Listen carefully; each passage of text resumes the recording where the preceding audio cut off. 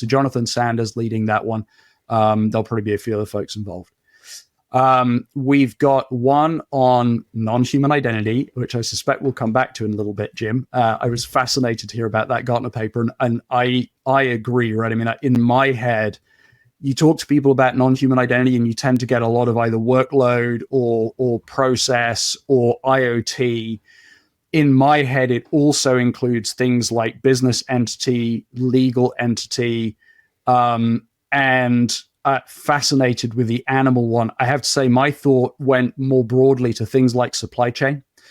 So, one of the things that came up with, I'm going to be the first person that has to take a drink on the podcast today, blockchain, some years ago was, the whole use of a blockchain in supply chain and material provenance and that kind of thing. Well, you think about if you put, let's say, an RFID tag in, some lumber that's going to be exported from somewhere. Well, that has an identity. If you're managing a large farm and you want to put tags in your animal, you're managing identity, right? So when you talked about animals, that actually was where my head went to, was the supply chain use case. Let me ask you a question about that. Sure. Yeah, let me ask you. So let's just say it is the use case for animals is the RFID chip. Is that then, if we use RFID chips on inventory in a clothing store, right? And there's thousands of pieces of clothing and each one has an RFID chip. Does that mean that all those shirts have identities?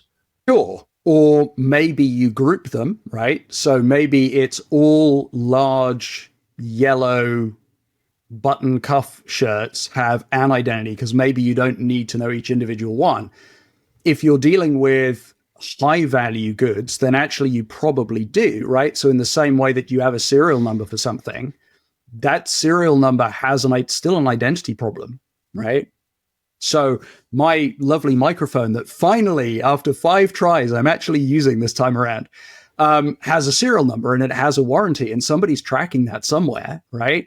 It has an identity. Now, at the moment, it doesn't need to do anything, but if it's connected, it absolutely does need to do things. And then we have, then the thing explodes very quickly. So, yeah, we could have quadrillions of entities around the world if we start saying that every individual piece of inventory has identities, and it explodes the scope of, originally, when I got in this industry, we were talking about people who has access to what, right? And